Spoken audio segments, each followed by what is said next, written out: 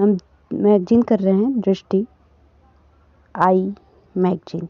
तो इसमें आज हम देखेंगे आर्थिक परिदृश्य। हमने इंटरनेशनल रिलेशन देख लिया, अब हम आर्थिक परिदृश्य देखेंगे जिसमें राजकोषीय घटनाक्रम है फर्स्ट। और इसमें फर्स्ट टॉपिक है विदेश व्यापार नीति 2023। तो 31 मार्च 2023 को केंद्रीय वाणिज्य एवं उद्योग मंत्री द्वारा विदेश व्यापार नीति 2023 घोषित की गई और इसके तहत वर्ष 2030 तक भारतीय निर्यात को $2 ट्रिलियन तक ले जाने की संभावना व्यक्त की गई है। विदेश व्यापार नीति 2023 के प्रमुख दृष्टिकोण में 4 स्तंभों को पर यह आधारित है या शामिल किया गया है, जिसमें पहला है छूट हेतु प्रोत्साहन, दूसरा निर्यातकों, राज्यों, जिले तथा भारतीय मिशन के सहयोग के माध्यम से निर्यात संवर्धन, व्यवसाय करने की सुगमता, कारोबार लागत में कमी, ई पहल, और चौथा है उभरते क्षेत्र ई कॉमर्स निर्यात हब के रूप में जिलों का विकास करना तथा इसको में नीति को संगत बनाना। उसके बाद विदेश व्यापार नीति 2023 का लक्ष्य निर्यातकों की सुविधा हेतु व्यवसाय करने की सुगमता को तरल बनाने के लिए इंजीनियरिंग एवं स्वचालन की प्रक्रिया को अपनाना, री इंजीनियरिंग। तो इस नीति का फोकस आपका क्या है? SCOMET, special chemicals, organism, materials, equipment and technology के तहत दोहरे उपयोग वाली उच्च अंत प्रौद्योगिकी मदों जैसे ई कॉमर्स निर्यात को सुगम बनाना तथा निर्यात संवर्धन हेतु राज्य तथा जिलों के साथ सहयोग बढ़ाने पर भी है। नई नीति में towns of export excellence scheme के माध्यम से नए शहरों तथा स्टेट होल्डर स्कीम के माध्यम से निर्यातकों को सम्मानित करने का भी प्रावधान है। और 4 नए शहर में फरीदाबाद, मिर्जापुर और मुरादाबाद तथा वाराणसी को विद्यमान 39 शहरों के अतिरिक्त निर्यात उत्कृष्टता शहर के रूप में निर्दिष्ट किया गया है। नेक्स्ट टॉपिक है आपका पीएम मित्र पार्क। 17 मार्च 2023 को टेक्सटाइल उद्योग हेतु 7 पीएम मित्र पार्क को स्थापित करने हेतु स्थलों की घोषणा की गई है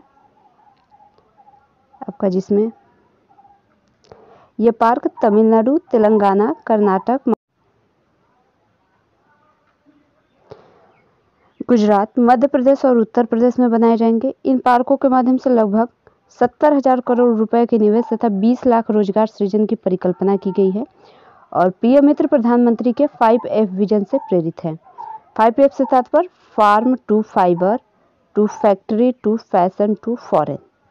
क्या है? Farm to fibre to factory to fashion to foreign. और इस योजना के तहत ही जो इच्छुक राज्य हैं में स्थित ग्रीन फील्ड या ब्राउन फील्ड स्थलों पर 7 पीएम मित्र पार्कों की स्थापना भी की जाएगी और वर्ष 2021-22 से 27-28 की अवधि के लिए 4,445 करोड़ रुपए की बजटी परिव्यय निर्धारित है। ग्रीन फील्ड पीएम मित्र पार्क के लिए प्रति पार्क 500 करोड़ रुपए की अधिकतम सहायता, परियोजना लागत 30% की दर से विकास पूंजी सहायता का प्रावधान है। उसके साथ ही ब्राउन फील्ड पीएम मित्र पार्क के लिए 200 करोड़ प्रति पार्क, अधिकतम सहायता की परियोजना लागत 30% की दर से विकास पूंजी सहायता का प्रावधान किया गया है। इसमें 500 करोड़ और इसमें 200 करोड़। पीएम मित्र पार्क में वस्त्र निर्माण इकाइयों की शीघ्र स्थापना के लिए भारत सरकार प्रत्येक पीएम मित्र पार्क के लिए 300 करोड़ रुपए की निधि भी प्रदान करेगी। इसे प्रतिस्पर्धी प्रोत्साहन सहायता के रूप में जाना जाएगा। नेक्स्ट है भारत का विदेशी ऋण दिसंबर अंत 2022। तो 31 मार्च 2023 को वित्त मंत्रालय भारत सरकार के आर्थिक विभाग द्वारा भारत के विदेशी ऋण बाह्य ऋण के तिमाही आंकड़े दिसंबर अंत तक 2022 हेतु जारी किए गए हैं और दिसंबर अंत 2022 में भारत का विदेशी ऋण 613.1 बिलियन अमेरिकी डॉलर रहा, जो सितंबर के अंत 2022 की तुलना में 7.3 बिलियन डॉलर क्या रहा, अधिक रहा। और जीडीपी को बाह्य ऋण का अनुपात 19.1% दर्ज किया गया। सितंबर अंत 2022 में यह इसी स्तर पर था और दिसंबर अंत 2022 में दीर्घावधि ऋण 1 वर्ष से अधिक की मूल परिपक्वता के साथ 483.9 बिलियन डॉलर रहा, जो सितंबर अंत 2022 की तुलना में 5.1 बिलियन डॉलर की अधिकता प्रदर्शित कर रहा है। और कुल बाह्य ऋण में अल्पावधिक ऋण 1 वर्ष तक की मूल परिपक्वता के साथ हिस्सेदारी सितंबर अंत 2022 के 21% की तुलना में बढ़कर दिसंबर अंत 2022 में 21.1% हो गई। और दिसंबर अंत 2022 में भारत का बाह्य ऋण में सर्वाधिक ऋण अमेरिकी डॉलर 55% के लिए गए हैं। और तत्पश्चात भारतीय रुपये 29.7%, HDR 6.2%, एन 5.5% तथा यूरो 3% के लिए ऋण का स्थान है। और ये बस कहने को है कि ये डाटा हम कैसे याद करें। इस बार यूपीपीसीएस का अगर आपने पेपर देखा होगा तो बजट और इकोनॉमिक सर्वे से जो जिस प्रकार के क्वेश्चन पुटअप किए गए थे उसमें डाटा भर भर के पूछा गया था। तो डाटा को याद करना बहुत ही ज़रूरी हो गया है। और जिस प्रकार से क्वेश्चन थे उसका लेवल था, मतलब बहुत ही अच्छे क्वालिटी के क्वेश्चन इन लेवल था। तो डाटा तो याद करना ही पड़ेगा, अब चाहे कुछ हो जाए, रट्टा तो मारना ही पड़ेगा। 28 फरवरी 2023 को सांख्यिकी एवं कार्यक्रम कार्यान्वयन मंत्रालय भारत सरकार के राष्ट्रीय सांख्यिकी कार्यालय द्वारा वित्त वर्ष 2022-23 के लिए स्थिर 2011-12 एवं चालू कीमतों पर राष्ट्रीय आय के द्वितीय अग्रिम अनुमान जारी किए गए। और वर्ष 2022-23 के लिए जारी द्वितीय अग्रिम अनुमानों के अनुसार स्थिर 2011-12 कीमतों पर वास्तविक सकल घरेलू उत्पाद GDP 159.71 लाख करोड़ रुपए अनुमानित है। वर्ष 2022-23 सेकेंड एई में वास्तविक सकल घरेलू उत्पाद GDP की दर 7% अनुमानित है, जबकि वर्ष 2021-22 में यह 9.1% अनुमानित है। स्थिर 2011-12 कीमती पर सकल मूल्यवर्धन GVA वर्ष 2021-22 फर्स्ट आरई के 137.98 लाख करोड़ रुपए से बढ़कर वर्ष 2022-23 सेकेंड एई के 147.13 लाख करोड़ रुपए हो जाने का अनुमान है।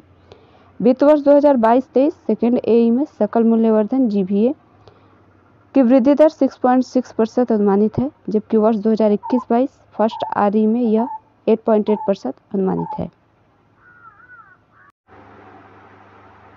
वित्त वर्ष 2022-23 सेकेंड एई के में सकल मूल्यवर्धन GVA की वृद्धि दर 6.6% अनुमानित है, जबकि वर्ष 2021-22 में फर्स्ट आरई में यह 8.8% अनुमानित है।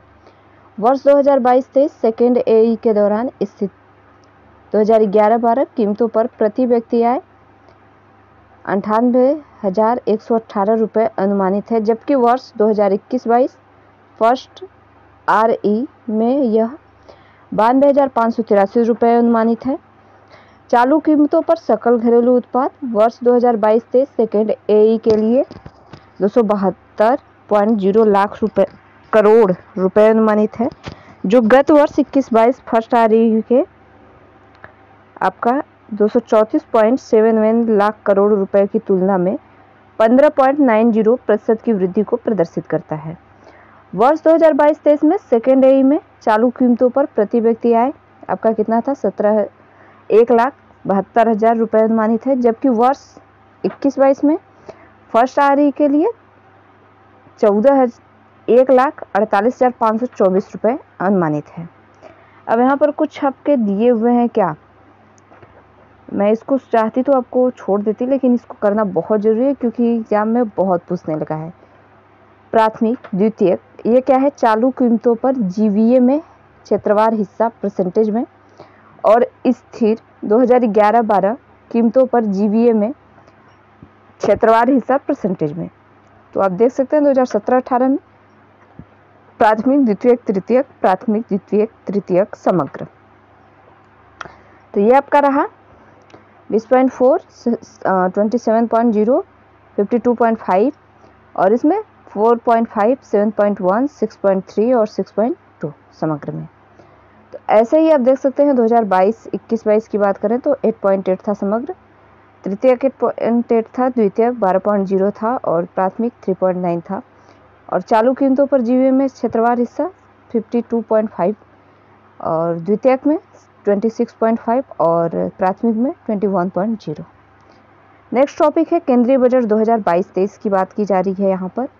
तो 1 फरवरी 2023 को वित्त मंत्री, आपको पता है कि सीतारमण ने संसद में प्रस्तुत किया 45.03 लाख करोड़ रुपए का बजट, और 21वीं सदी के नए दशक का तीसरा तथा और इस बजट का लक्ष्य आपका समग्र व दीर्घकालिक दृष्टिकोण के साथ 9 वर्षों में तैयार की गई नींव को मजबूती देते हुए सप्तर्षि अर्थात 7 प्राथमिकताओं पर आगे बढ़ना है। बजट 2022-23 इसकी महत्वपूर्ण घोषणा, चालू वित्त वर्ष में भारतीय अर्थव्यवस्था की आर्थिक वृद्धि दर 7% होने का अनुमान लगाया गया है, और जो सभी प्रमुख अर्थव्यवस्थाओं में सर्वाधिक है।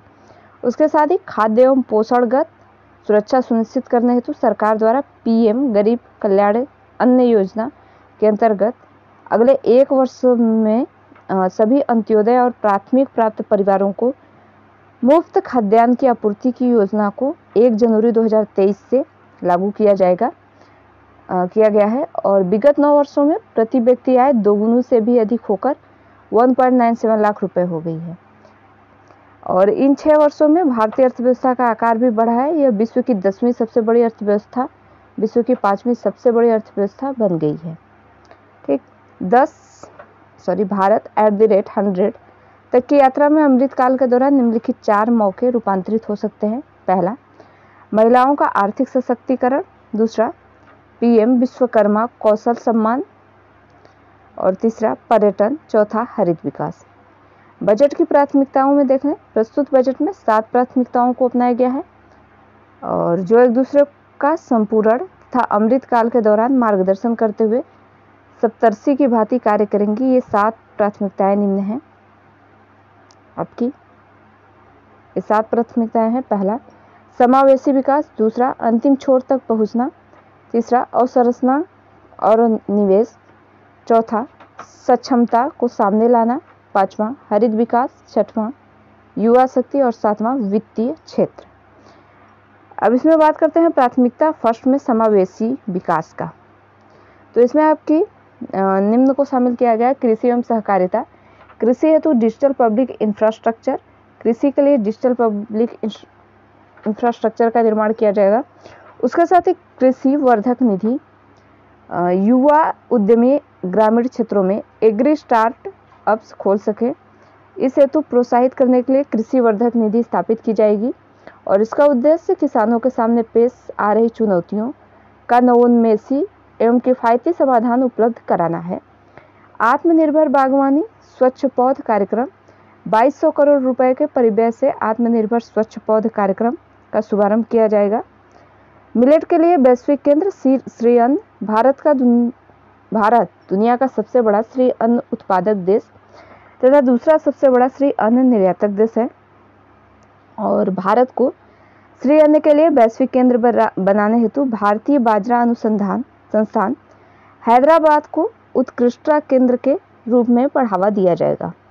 उसके बाद मत्स्य पालन क्षेत्र की बात करें तो 6000 करोड़ रुपए के लक्षित निवेश के साथ पीएम मत्स्य संपदा योजना की एक नई उप योजना शुरू की जाएगी। ठीक, और सिकल सेल एनीमिया उन्मूलन मिशन 2047 तक सिकल सेल एनीमिया के उन्मूलन हेतु एक मिशन की शुरुआत की जाएगी। स्वास्थ्य शिक्षा पर व्यय जीडीपी % है आपका। आपका दूसरा है प्राथमिकता अंतिम छोर व्यक्ति तक पहुंचना, यानी आकांक्षी जिले और ब्लॉक कार्यक्रम। आकांक्षी ब्लॉक कार्यक्रम 500 ब्लॉकों को आच्छादित करने हेतु शुरू किया जाएगा। प्रधानमंत्री पीवीटीजी विकास मिशन विशेष रूप से संवेदनशील जनजातियों समूहों की सामाजिक आर्थिक स्थितियों में सुधार हेतु इस मिशन को प्रारंभ किया जाएगा। अगले 3 वर्षों में इस मिशन को लागू करने हेतु 15,000 करोड़ रुपए की राशि उपलब्ध कराई जाएगी। तीसरा, अवसंरचना और निवेश। तो पूंजीगत निवेश परिव्यय में लगातार तीसरे वर्ष 33% की तीव्र वृद्धि के साथ इसे 10 लाख करोड़ रुपए किया जा रहा है, जो जीडीपी का 3.3% होगा। यह वर्ष 2019 से 20 के परिव्यय के लगभग 3 गुना अधिक है। और प्रभावी पूंजीगत व्यय की बात करें तो केंद्र के प्रभावी पूंजीगत व्यय का बजट 13.7 लाख करोड़ रुपए होगा, जो जीडीपी का 4.5% होगा। रेलवे की बात करें तो रेलवे हेतु 2.40 लाख रुपए अब तक का सर्वाधिक परिव्यय। पूंजीगत परिव्यय का प्रावधान 2013-14 के परिव्यय की तुलना में 9 गुना परिव्यय अधिक है। और शहरी अवसंरचना विकास अवधि की बात करें तो RIDF की तरह प्राथमिकता प्राप्त क्षेत्र उधारी न्यूनता के उपयोग के माध्यम से शहरी अवसंरचना विकास निधि की स्थापना की जाएगी। इसका प्रबंधन राष्ट्रीय आवास बैंक द्वारा किया जाएगा। इसका उपयोग टियर 2 और टियर 3 शहरों में अवसंरचना सृजन हेतु सार्वजनिक एजेंसियों द्वारा किया जाएगा। प्राथमिकता 4 की बात करें तो सक्षमता को सामने लाना। मिशन कर्मयोगी। मिशन कर्मयोगी के तहत केंद्र, राज्य और संघ राज्य क्षेत्र सिविल सेवकों हेतु क्षमता निर्माण योजनाएं तैयार और क्रियान्वित किया जा रहा है। एकीकृत ऑनलाइन प्रशिक्षण हेतु आई गॉट कर्मयोगी नामक प्लेटफॉर्म शुरू किया गया है। विश्वास आधारित शासन को बढ़ावा देने के लिए 42 केंद्रीय अधिनियमों में संशोधन करने हेतु जन विश्वास विधेयक पेश किया गया है।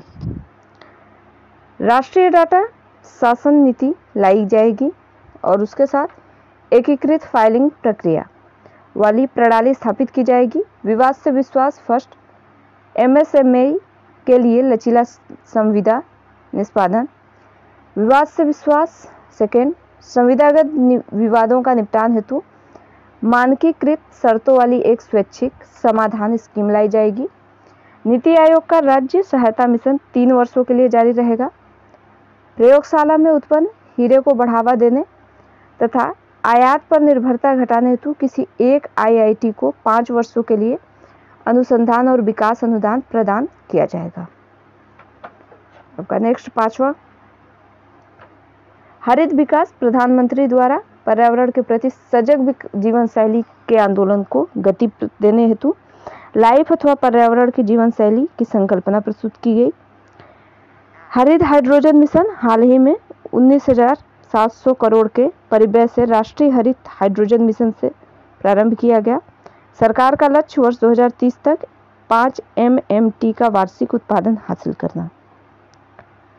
PM प्रणाम की बात करें तो पृथ्वी माता के पुनरुद्धार, इसके प्रति जागरूकता, पोषण और सुधार हेतु प्रधानमंत्री कार्यक्रम। राज्यों और संघ राज्य क्षेत्रों को रासायनिक उर्वरकों के संतुलित प्रयोग तथा उनके स्थान पर वैकल्पिक उर्वरकों के प्रयोग को बढ़ावा देने के लिए प्रोत्साहित करने हेतु शुरू किया जाएगा।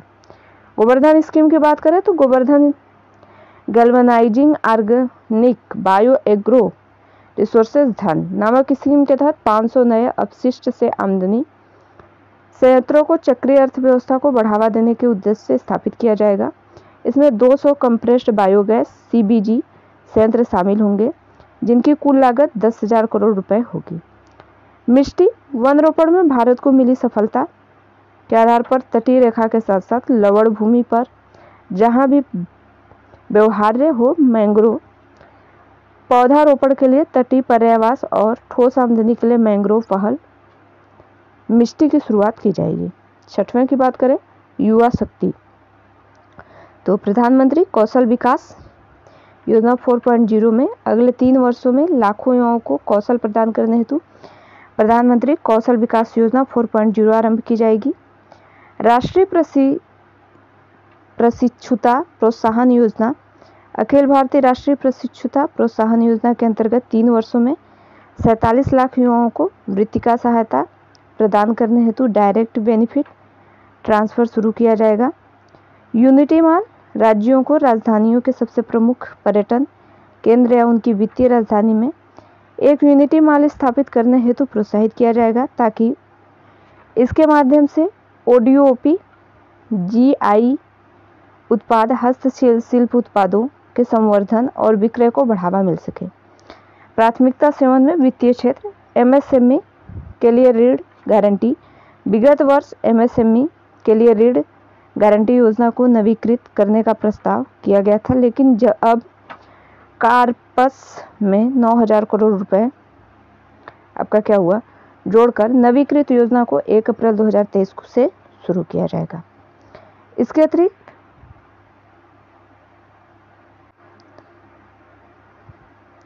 2 लाख करोड़ रुपए का संपार्श्विक मुक्त गारंटी ऋण संभव हो पाएगा। इसके अलावा ऋण की लागत में करीब 1% की कमी आएगी। वित्तीय और अनुषंगी सूचना की केंद्रीय रिपोजिटरी के रूप में काम करने हेतु एक राष्ट्रीय वित्तीय सूचना रजिस्ट्री स्थापित की जाएगी।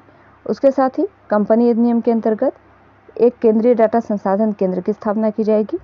आज़ादी का अमृत महोत्सव महिला सम्मान बचत पत्र, इसकी बात करें तो स्मरण स्वरूप मार्च 2025 तक 2 वर्ष की अवधि के लिए एक काली नई लघु बचत योजना महिला सम्मान बचत प्रमाण पत्र उपलब्ध कराया जाएगा। और वित्त मंत्री निर्मला सीतारमण द्वारा 2023-24 के लिए प्रस्तुत बजट का अनुमान 45.03 लाख करोड़ रुपए है, जिसका अर्थ है कि सरकार क्या करेगी, आपका कुल 45.03 लाख रुपए की प्राप्ति एवं इतनी ही राशि का व्यय किया जाएगा।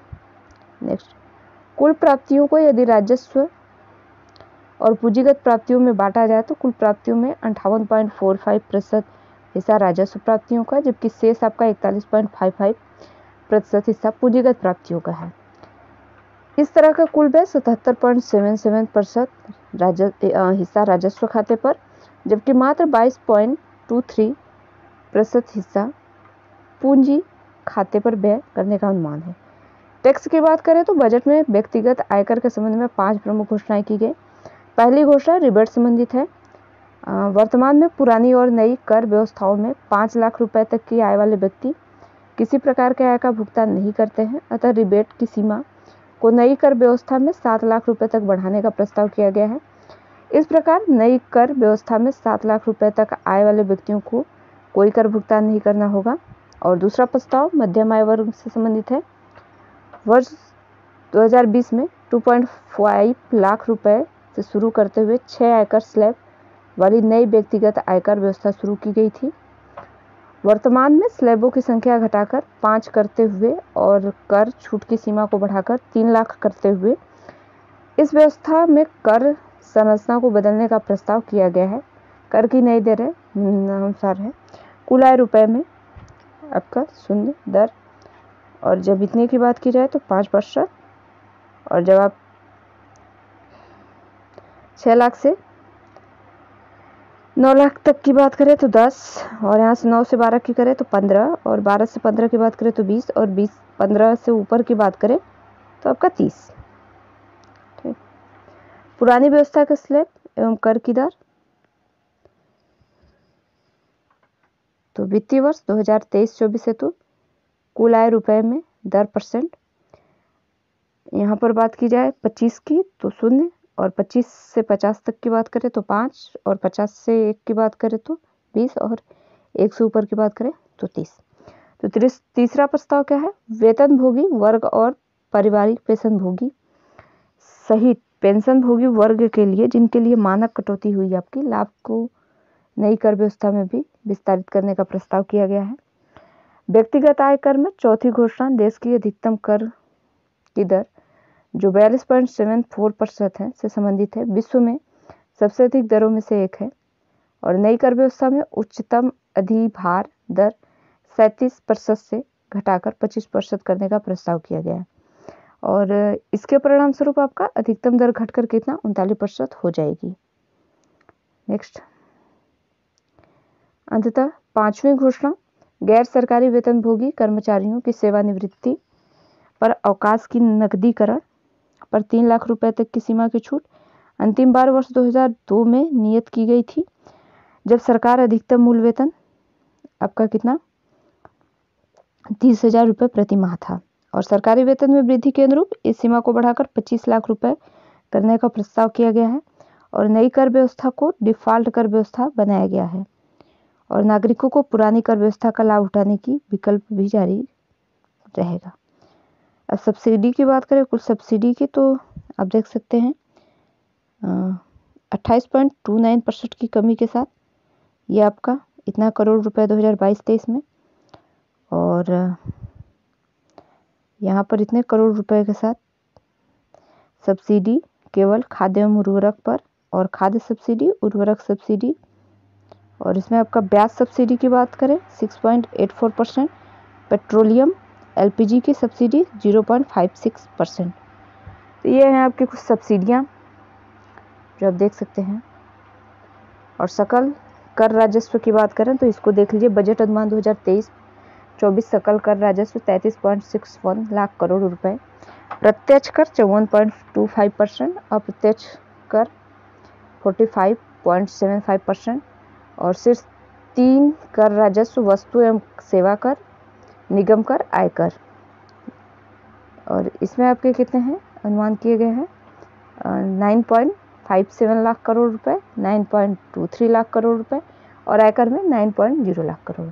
सकल कर राजस्व में प्रत्यक्ष कर, अप्रत्यक्ष कर, प्रत्यक्ष कर 6.0% और अप्रत्यक्ष कर 5.1%। नेक्स्ट, बजट अनुमान 2023-24 में प्रमुख योजनाओं के लिए आवंटन।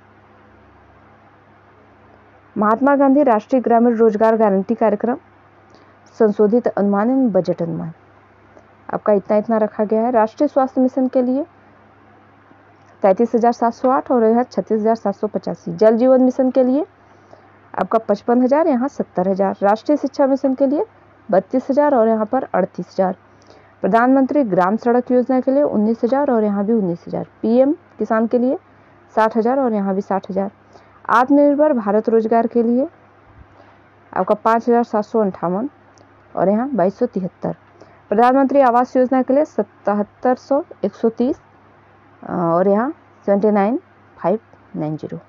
आर्थिक समीक्षा की बात कर लें अब। नेक्स्ट टॉपिक, ये इन योजनाओं के लिए आवंटित किया गया संशोधित अनुमान है बजट अनुमान। ठीक, तो आर्थिक समीक्षा में आ जाइए 2022-23 की। तो वित्तीय वर्ष 2022-23 की आर्थिक समीक्षा को केंद्रीय वित्त मंत्री निर्मला सीतारमण द्वारा 31 जनवरी 2023 को संसद में प्रस्तुत किया गया। मौजूदा डॉलर मापदंड के अनुसार भारत विश्व की 5वीं सबसे बड़ी अर्थव्यवस्था है। आगामी मार्च तक भारत की नॉमिनल जीडीपी लगभग 3.5 ट्रिलियन अमेरिकी डॉलर होगी।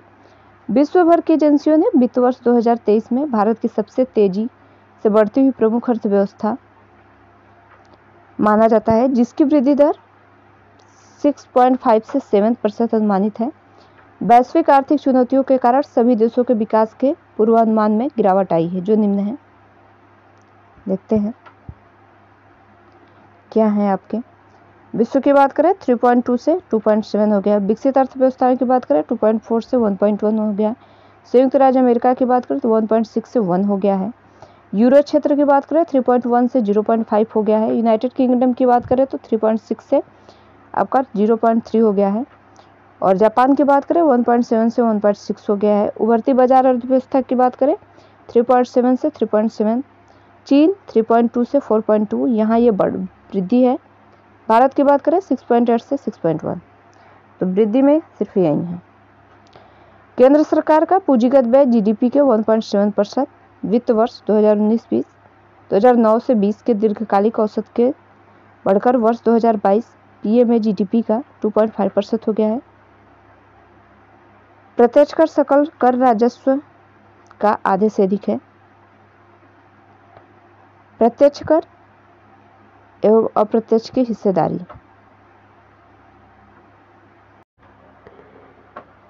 केंद्र सरकार का पूंजीगत व्यय जीडीपी के 1.7% वित्त वर्ष 2009-2020 के दीर्घकालिक औसत से बढ़कर 2022 पीए की जीडीपी में 2.5% हो गया। प्रत्यक्ष कर सकल कर राजस्व का आधे से अधिक। प्रत्यक्ष कर एवं अप्रत्यक्ष कर की हिस्सेदारी प्रतिशत में 48%, 52%। इसके अंतर्गत निगम कर, व्यक्तिगत कर, सीमा शुल्क, उत्पाद शुल्क, जीएसटी और सकल का राजस्व वित्तीय वर्ष ये रहा। और विगत वर्ष के दौरान अर्थव्यवस्था को सहारा देने के हेतु काउंटर साइकिल राजकोषीय नीति संबंधी उपायों पर महत्व बल दिया गया। और उसके साथ ही 2021 के दौरान केंद्र सरकार का कुल व्यय बढ़कर जीडीपी का 17.7% हो गया, जो विगत 5 वर्षों के औसत 12.8% से अधिक है। भारतीय व्यापार के प्रमुख पहलू कैलेंडर वर्षवार निर्यात निष्पादन प्रतिशत में और 2019-20-21 में विश्व पड़े निर्यात 1.7, 1.6, 1.8। विश्व वाणिज्यिक सेवाओं के निर्यात में हिस्सेदारी 3.5, 4.0, 4.0। ठीक, और उसके बाद विश्व पण्य और सेवा निर्यात, world merchandise plus services exports में हिस्सेदारी 2.1, 2.1 और 2.2।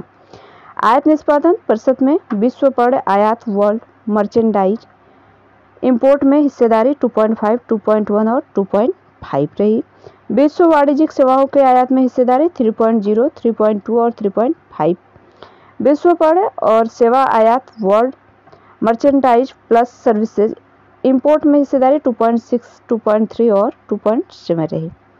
विश्व व्यापार में भारत का स्थान पण्य निर्यात में 18वां और 21वां और पण्य आयात में 10वां और 14वां और उसके बाद सेवा निर्यात में 8वां और 7वां। और सकल घरेलू बचत की बात करें तो यहाँ पर जीडीपी प्रतिशत के रूप में वर्तमान बाजार कीमतों पर 2019-20 में 29.9, घरेलू क्षेत्र में 19.6, निजी निगम क्षेत्र में 10.5 और सार्वजनिक क्षेत्र में 0.2। 2020-21 में 28.2, घरेलू क्षेत्र में 22.2 और निजी निगम क्षेत्र में 10.0 और सार्वजनिक क्षेत्र में 0.4। प्रमुख फसलों के शीर्ष 3 उत्पादक राज्यों में उत्पादन 2021-22 में तो चावल में पश्चिम बंगाल फर्स्ट, द्वितीय उत्तर प्रदेश, तृतीय पंजाब। गेहूं में उत्तर प्रदेश प्रथम, दूसरे पर मध्य प्रदेश, तीसरे पर पंजाब। मक्का में कर्नाटक फर्स्ट, मध्य प्रदेश दूसरे पर और महाराष्ट्र तीसरे पर। मोटे अनाज में कर्नाटक फर्स्ट, राजस्थान सेकेंड और महाराष्ट्र थर्ड। अब ये जो 16.76 दिया हुआ है मिलियन टन और 15. तो ये भी आपका पूछने लगा है, तो इसको रटना बहुत ज़रूरी हो गया है। इतना टफ कर दिया है जिसको आप सोच भी नहीं सकते। नेक्स्ट, अरहर और तूर की बात करें तो महाराष्ट्र, कर्नाटक, उत्तर प्रदेश,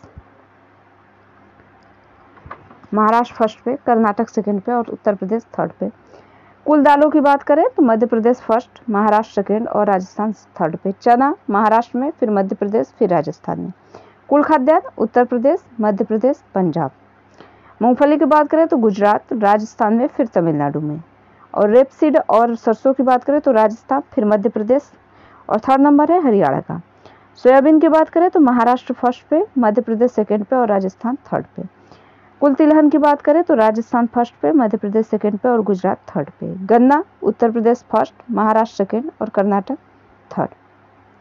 जूट और मेस्ता तो ये इसमें पश्चिम बंगाल आपका क्या है, फर्स्ट पे है और असम सेकंड और बिहार थर्ड पे। और नोट में दिया है कि आर्थिक समीक्षा 2022-23 में अंग्रेजी संस्करण से लिए गए @ 117 kg की गांठें मिलियन में, $180 kg की गांठें मिलियन में। ठीक, मुख्य आयातों का हिस्सा प्रतिशत में पड़े समूह 2021-22 अप्रैल से सितंबर। तो देखते हैं इसमें ईंधन में कोयला, पेट्रोल, तेल और स्नेहक POL 25.1। उससे पहले हम देखेंगे, पहले इसको देख लें। 4.1 और 21.0 और 31.6, 5.2, 26.4 ये है। और उसके बाद खाद्य पदार्थ और संबंधी उत्पाद में 4.5, 4.4, 4.1। उर्वरक की बात करें तो 1.9 से 2.3, फिर 2.2। पूंजीगत वस्तुओं की बात करें 12.7, 10.1 और 9.0। इसका आप स्क्रीनशॉट भी ले सकते हैं या PDF डाउनलोड कर लें। PDF डाउनलोड के लिए आप टेलीग्राम पे प्रियंका स्टडी ग्रुप करके सर्च करेंगे, वहाँ पर मेरा टेलीग्राम चैनल रहेगा, वहाँ पर आपको PDF अवेलेबल हो जाएगा। आप उसे ज्वाइन कर लें और उसके बाद आराम से आप ले सकते हैं, इसको पढ़ सकते हैं। ठीक, वहाँ पर ढेर सारे PDF आपको अवेलेबल मिल जाएंगे। तो आप एक बार जाकर टेलीग्राम चैनल पर ज़रूर सर्च करें प्रियंका स्टडी ग्रुप और वहाँ से आप इसको डाउनलोड करें। रसायन, मोती बहुमूल्य और अन्य अल्परत्न, लौह और इस्पात, अलौह धातुएं, सोना और चांदी, इलेक्ट्रॉनिक सामान अवर्गीकृत 13.3, 12.4 और 11.7। उसके बाद आयात की दृष्टि से सिर्फ 5 देश आपके कौन कौन हैं? चीन है, संयुक्त अरब अमीरात है, संयुक्त राज्य अमेरिका है, सऊदी अरब है, फिर इराक है। और निर्यात की दृष्टि से आपके शीर्ष 5 राज्य देश संयुक्त राज्य अमेरिका, संयुक्त अरब अमीरात, फिर चीन, फिर बांग्लादेश, फिर हांगकांग, फिर सिंगापुर। हांगकांग, सिंगापुर एक ही है। और मुख्य निर्यातकों का हिस्सा आपका ये है कृषि और संबद्ध, ऐस्क और खनिज। नेक्स्ट, विनिर्मित वस्तुएं, तो ये वस्तुएं रत्न व आभूषण, धातुओं के उत्पाद, मशीनरी और उपकरण, परिवहन उपकर, प्राथमिक एवं अधिनिर्मित, लौह और इस्पात, इलेक्ट्रॉनिक वस्तुएं, सूती धागे, वस्त्र एवं उससे निर्मित वस्तुएं इत्यादि, सिले सिलाए वस्त्र। ये इनके आपके पॉइंट दिए हुए हैं, देख लें। कच्चा तेल एवं पेट्रोलियम उत्पाद में आपका ये रहा, कोयला सहित भी है, अन्य और अवर्गीकृत मदें। अब यहाँ पर उत्तर प्रदेश बजट अनुमान 2023-24 देखते हैं। तो 22 फरवरी 2023 को उत्तर प्रदेश सरकार के वित्त मंत्री सुरेश कुमार खन्ना द्वारा वित्तीय वर्ष 2023-24 के लिए बजट अनुमान प्रस्तुत किया गया और 6.90 लाख करोड़ रुपए से अधिक का यह बजट अनुमान $1 ट्रिलियन की अर्थव्यवस्था के लक्ष्य को हासिल करने की दिशा में एक सधा हुआ कदम है। त्वरित सर्वसमावेशी विकास को समर्पित यह बजट अनुमान इतना करोड़ रुपए अब तक का सबसे बड़ा अमृतकाल का पहला बजट अनुमान है और जिसके केंद्र में आत्मनिर्भर उत्तर प्रदेश है। बजट में इतने करोड़ रुपए की नई योजनाएं सम्मिलित है। कितने करोड़ रुपए की? 32,721.96 करोड़ रुपए की। व्यय बजट में कुल 6,90,242 करोड़ रुपए व्यय अनुमानित है, जिसमें आपका 5,23,054 करोड़ रुपए राजस्व लेखे का व्यय तथा 1,87,888.42 करोड़ रुपए पूंजी लेखे व्यय शामिल हैं। प्राप्तियां बजट अनुमान 2023-24 में सरकार द्वारा कुल इतने करोड़ रुपए की प्राप्तियां अनुमानित की गई हैं। कुल प्राप्तियों में इतने करोड़ की राजस्व प्राप्तियां तथा इतने करोड़ की पूंजीगत प्राप्तियां शामिल हैं। राज्य हेतु वस्तु सेवा कर मूल्य संवर्धित कर संग्रह का लक्ष्य कितना रखा गया है? 1,50,000 करोड़ रुपए और आबकारी शुल्क आपका रखा गया है 58,000 करोड़ रुपए। स्टाम्प एवं पंजीकरण के लिए आपका रखा गया है 34,560 करोड़ रुपए और वाहन कर के लिए 12,672 करोड़ रुपए और समेकित निधि के लिए 6,949.69 करोड़ रुपए घाटा अनुमानित है कुल व्यय घटाने के पश्चात। लोक लेखा से 5,500 करोड़ रुपए की शुद्ध प्राप्ति अनुमानित है। उसी प्रकार समस्त लेन देन का शुद्ध परिणाम, समस्त लेन देन के लिए आपका ये भी आपके घटे में ही जाएगा क्योंकि माइनस है, तो 1,449.69 करोड़ रुपए अनुमानित है। अंतिम शेष प्रारंभिक शेष 37,407.11 करोड़ रुपए के हिसाब लेते हुए अंतिम शेष आपका कितना अनुमानित है? 35,957.42 करोड़ रुपए अनुमानित है। राजकोषीय घाटा 84,883.16 करोड़ रुपए अनुमानित है, जो वर्ष 2023-24 के लिए अनुमानित सकल राज्य घरेलू उत्पाद का 3.48% है। राजस्व बचत 68,511.65 करोड़ रुपए अनुमानित है। बजट घोषणाएं 23-24 देश की जीडीपी में उत्तर प्रदेश का योगदान 8% है। उत्तर प्रदेश देश का सबसे बड़ा उपभोक्ता एवं श्रम बाजार है और वर्ष 2021-22 में राज्य के सकल घरेलू उत्पाद में 16.10% की वृद्धि दर्ज की गई है, जो देश की विकास दर से अधिक है। वित्तीय वर्ष 2023-24 के लिए राज्य की जीएसडीपी की वृद्धि दर 19% अनुमानित है। वर्ष 2017 से पूर्व राज्य की बेरोजगारी दर 14.4 थी, वर्तमान में यह घटकर 4.2% हो गई है। लखनऊ में 10 से 12 फरवरी 2023 के मध्य Uttar Pradesh global investor summit का आयोजन संपन्न हुआ और समिट में लगभग 33.50 लाख करोड़ रुपए से के 19,000 से अधिक समझौते ज्ञापन पर हस्ताक्षर। उसके साथ ही आपका अधिकांश समझौता ज्ञापन नवीकरणीय ऊर्जा 16%, इलेक्ट्रॉनिक्स 12%, औद्योगिक पार्क 11%, शिक्षा 9% तथा लार्ज जस्टिस पे 9% में किए गए। और 1 दिसंबर 2022 से 30 नवंबर 2023 तक में G20 देशों के समूह में होने वाली बैठकों में से 11 बैठकें उत्तर प्रदेश के 4 शहरों लखनऊ, आगरा, वाराणसी और ग्रेटर नोएडा में आयोजित होंगी। कितनी? 11। और प्रधानमंत्री आवास योजना ग्रामीण एवं शहरी के तहत आवास निर्माण, ग्रामीण स्वच्छ शौचालय निर्माण, सूक्ष्म लघु मध्यम उद्योगों की स्थापना, स्मार्ट सिटी मिशन के अंतर्गत India smart city award constant में तथा PFMS पोर्टल द्वारा DBT के माध्यम से लाभार्थियों को धनराशि हस्तांतरण करने में उत्तर प्रदेश देश में प्रथम स्थान पर है इन सारी चीज़ों में। ठीक। दुग्ध उत्पादन, गन्ना एवं चीनी उत्पादन तथा एथेनॉल की आपूर्ति में उत्तर प्रदेश देश में प्रथम स्थान है। किसमें? दुग्ध, गन्ना एवं चीनी उत्पादन तथा एथेनॉल की आपूर्ति में। ठीक। कृषि निवेशों पर किसानों को देय अनुदान DBT के माध्यम से भुगतान करने वाला देश में उत्तर प्रदेश पहला राज्य बना। अटल पेंशन योजना के तहत पंजीकरण करने में उत्तर प्रदेश का देश में प्रथम स्थान है। किसान गन्ना उत्पादकता में 1,08,75 टन प्रति हेक्टेयर की वृद्धि से किसानों की आय में औसतन 349 रुपये प्रति क्विंटल की दर से 34,656 रुपये प्रति हेक्टेयर की वृद्धि।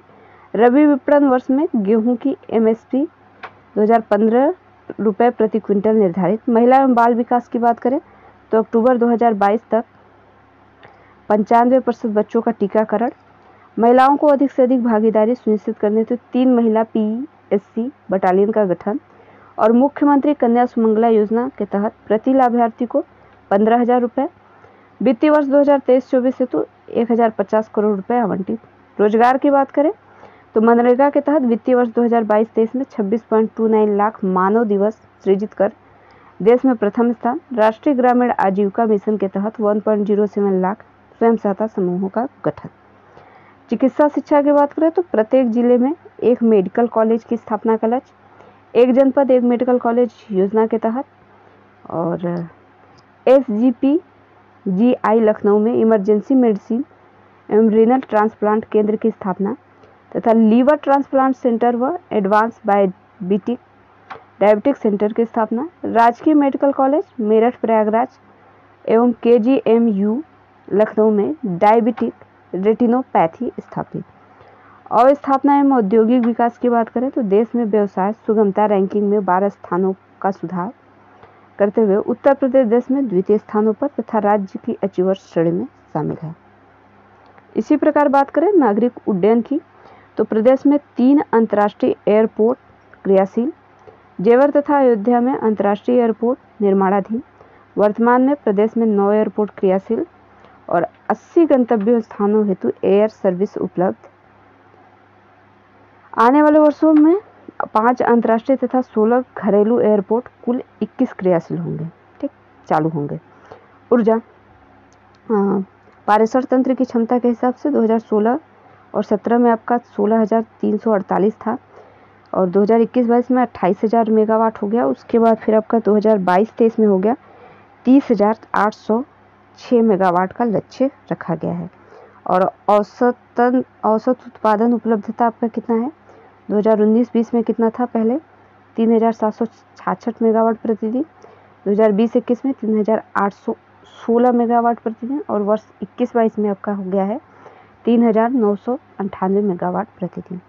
नीति के अंतर्गत 5 वर्षों में 22,000 मेगावाट विद्युत उत्पादन का लक्ष्य रखा गया है। 6,000 मेगावाट क्षमता के सोलर रूफटॉप संयंत्रों की स्थापना, उसके साथ ही 14,000 मेगावाट क्षमता यूटिलिटी स्केल सौर पावर परियोजनाओं सोलर पावर पार्क की स्थापना और 2,000 मेगावाट क्षमता PM कुसुम के तहत। उत्तर प्रदेश राज्य जैव ऊर्जा नीति 2022 के क्रियान्वयन हेतु 45 करोड़ रुपए की व्यवस्था प्रस्तावित। यह नीति आगामी 5 वर्षों तक प्रभावित रहेगी। उसके साथ ही ग्राम्य विकास की बात करते हो प्रधानमंत्री ग्राम सड़क योजना हेतु 5,966 करोड़ रुपए, मुख्यमंत्री आवास योजना ग्रामीण हेतु 1,203 करोड़ रुपए, श्यामा प्रसाद मुखर्जी रुर्बन मिशन हेतु 87.49 करोड़ रुपए और सुदूर ग्रामों के विकास खंडों एवं कस्बों को जोड़ने हेतु आजीविका ग्रामीण एक्सप्रेस। कृषि की बात करें तो कृषकों की कृषि की समग्र नवीनतम तकनीक से प्रशिक्षित करने हेतु एक नवोन्मेषी कार्यक्रम द मिलियन फार्मर्स स्कूल का आयोजन पूरे प्रदेश में और वर्ष 2022-23 में 17,000 किसान पाठशालाओं का आयोजन प्रस्तावित। उसी तहत कुशीनगर में महात्मा बुद्ध कृषि एवं प्रौद्योगिकी विद्यालय की स्थापना। हथकरघा एवं वस्त्रोद्योग की बात करें तो यहाँ पर कृषि क्षेत्र के बाद सर्वाधिक रोजगार उपलब्ध कराने वाला हथकरघा उद्योग एक विकेंद्रित कुटीर उद्योग है और वस्त्र क्षेत्र में निवेश को आकर्षित करने एवं राज्य में अधिकाधिक रोजगार सृजन हेतु Uttar Pradesh textile and garmenting policy 2022 प्रख्यापित।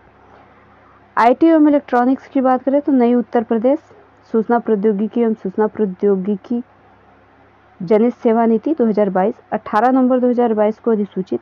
अनुमानतः 5,000 करोड़ रुपए का निवेश और 50,000 प्रत्यक्ष 1 लाख अप्रत्यक्ष रोजगार का सृजन। और बेसिक एवं माध्यमिक शिक्षा की बात करें तो केंद्र सरकार की सहायता से पीएम श्री प्रधानमंत्री स्कूल फॉर राइजिंग इंडिया नामक नई योजना के क्रियान्वयन हेतु 510 करोड़ रुपए की व्यवस्था। और उसके बाद ग्राम पंचायत एवं वार्ड स्तर पर नई योजना डिजिटल लाइब्रेरी की स्थापना 300 करोड़ रुपए। और राजकीय माध्यमिक विद्यालय प्रोजेक्ट अलंकार के तहत आपका हो जाएगा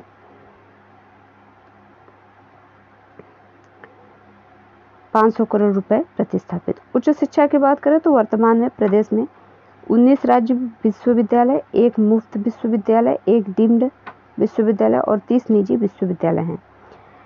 और नैन रैंकिंग के लखनऊ और गोरखपुर विश्वविद्यालय को A++ श्रेणी, KGMU को नैन रैंकिंग में A+ श्रेणी, मदन मोहन मालवीय तकनीक विश्वविद्यालय गोरखपुर को A श्रेणी प्राप्त हुआ है उच्च शिक्षा की बात करें तो। अब यहाँ पर आगे आपके कुछ आंकड़े हैं, इसको पहले देख लें, उसके बाद इसको फिनिश करते हैं। उत्तर प्रदेश मध्यकालिक राजकोषीय पुनः संरचना नीति 2023 में वर्ष 2022-23 के बजट में संशोधित अनुमान और वर्ष 2023-24 के बजट में अनुमान में अगले 3 वर्षों अर्थात 24, 25, 26 और 26-27 के पूर्वानुमान के निम्नवत ये दिए गए हैं आपके। ठीक, तो इसको देखते हैं, उससे पहले इसको फिनिश करते हैं। और देश में पहली बार कृषि विश्वविद्यालय कानपुर कृषि विश्वविद्यालय को नैन रैंकिंग प्रदान की गई है। निजी विश्वविद्यालयों में एमटी विश्वविद्यालय को A श्रेणी तथा शारदा, गलगेटिया और GLA विश्वविद्यालय को A श्रेणी। विंध्याचल धाम में मां विंध्यवासिनी राज्य विश्वविद्यालय की स्थापना। देवी पाटन मंडल में मां पाटेश्वरी देवी राज्य विश्वविद्यालय की। और वर्तमान में उत्तर प्रदेश के वनावरण एवं वृक्षावरण प्रदेश के भौगोलिक क्षेत्र का 9.23% है और वर्ष 2030 तक वनावरण एवं वृक्षारोपण 15% तक किए जाने का लक्ष्य है। वर्ष 2022-23 से राजकोषीय घाटा को प्रवृत्ति एवं उसका अपघटन तथा सकल राज्य घरेलू उत्पाद के साथ अनुपात निम्न है। तो देखिए 2022-23 में आपका राजस्व बचत इतना है, राजस्व कोषीय घाटा इतना है और सकल राज्य घरेलू उत्पाद इतना है। और पुनरीक्षित अनुमान आपका कितना है, इतना है। और 23-24 में के बजट का अनुमान आपका इतना रखा गया है। ठीक, आप इसको स्क्रीनशॉट ले सकते हैं। अब यहाँ पर आपका है सकल राज्य घरेलू उत्पाद के प्रतिशत के रूप में संकेतक। राज्य स्वयं का कर राजस्व बजट अनुमान इतना, पुनरीक्षित 9.0, बजट अनुमान इतना और 10.0% ये आपके। और राज्य स्वयं का करेत्तर राजस्व, उसके साथ ही राजस्व बचत, राजकोषीय घाटा और कुल उधार न्याय अन्य दायित्व में 32.5% अनुमान है और पुनरीक्षित अनुमान है 34.2%, बजट अनुमान है 32.1%। 2024-25 का है 31.7, 25-26 का 31.0 और 30.2%, 26-27 का। ठीक, उत्तर प्रदेश आर्थिक समीक्षा, तो इसको देखते हैं नेक्स्ट वीडियो में आपका, क्योंकि वीडियो लंबा हो जाएगा, कोई मतलब नहीं बनता। तो उत्तर प्रदेश आर्थिक समीक्षा का नेक्स्ट वीडियो में देखते हैं। वीडियो पसंद आए तो प्लीज़ लाइक करो फ्रेंड, और प्लीज़ सपोर्ट करो, शेयर कर दो। अगर नहीं कर सकते हो तो कोई बात नहीं, वीडियो ही देख लो, चलो कोई बात नहीं। मिलते हैं नेक्स्ट वीडियो में। Thank you so much.